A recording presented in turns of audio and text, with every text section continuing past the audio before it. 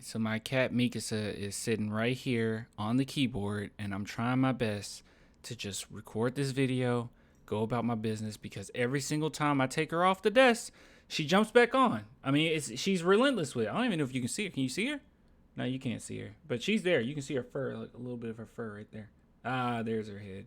There she is. I want some nasty! Are we having fun yet? All right, so this is a quick video, okay? I thought that I went over this prior, but no, apparently this is something completely different.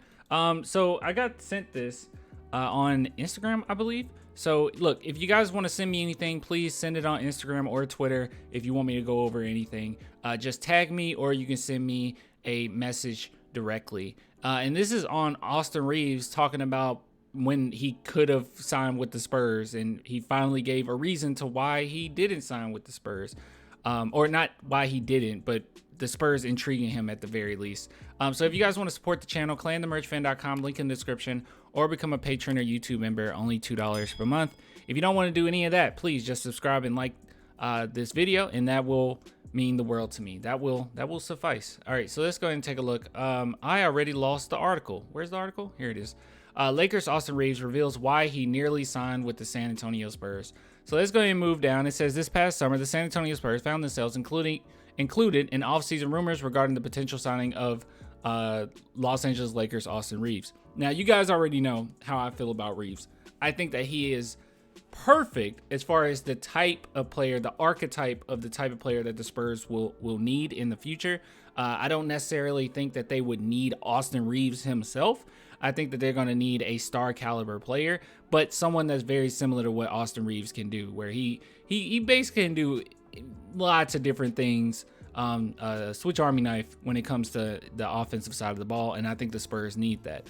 And I say this all the time, but unfortunately, with Primo doing what he did and him having all of those issues, I thought that would have been a perfect player for the future, especially if we would have got Victor too alongside with that. But hey, it is what it is. I'm glad that he's not here, and the Spurs just got to look forward. So let's see here. So it says, of course, Reeves was a restricted free agent anyways, as he lacked complete control over where he could sign before the Lakers would inevitably match any deal another team offered him. So that was the main thing. That was the main draw for him staying with the Lakers. He was like, yo, what's the point?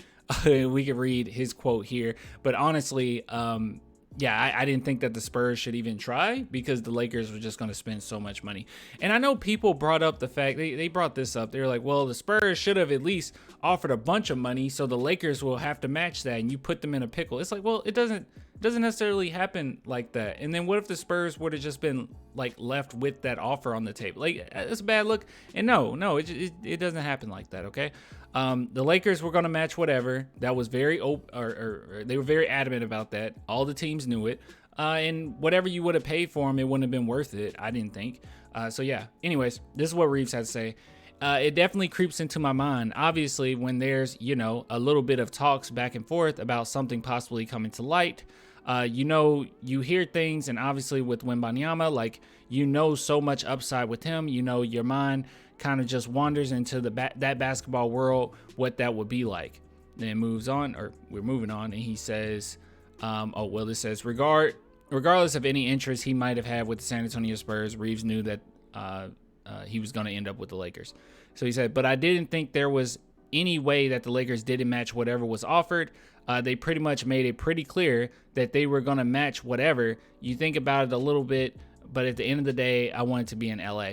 So overall, I just think if this says anything about the San Antonio Spurs and the state that we're in, we already are making draw or having draw when it comes to the San Antonio Spurs and playing with Wembanyama.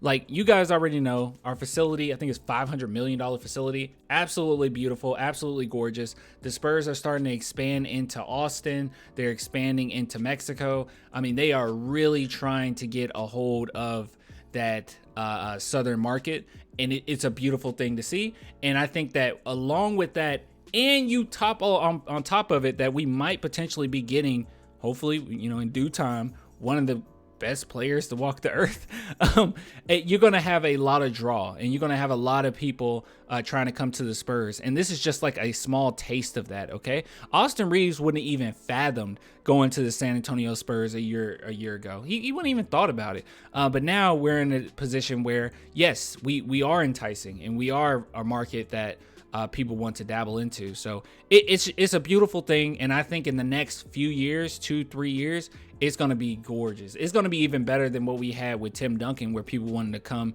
and vets come and try to win a championship with the Spurs. It's going to be even better than that. So going to be beautiful. And I don't know. I'm just really excited. But anyways, I'll get with you guys later. Till next time. Bye.